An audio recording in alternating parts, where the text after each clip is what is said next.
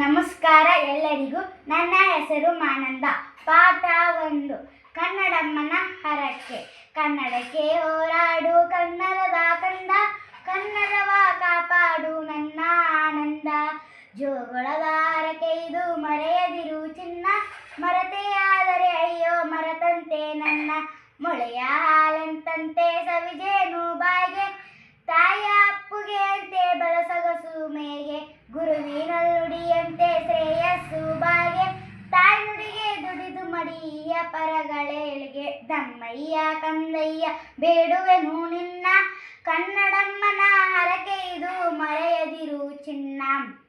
ಮರೆತೆ ಆದರೆ ಅಯ್ಯೋ ಮರೆತಂತೆ ನನ್ನ, ಮರೆತೆ ಆದರೆ ಅಯ್ಯೋ ಮರೆತಂತೆ ನನ್ನ. ಹೋರಾಡು ಕನ್ನಡಕ್ಕೆ ಕೈಯಾಗಿರಣ್ಣ. ಕವಿ ಕುವೆಂಪು. ಕಂದ ಕಲಿತರೆ ಕನ್ನಡವ, ಎಂದೆಂದಿಗೂ ಮುನ್ನಡೆವ.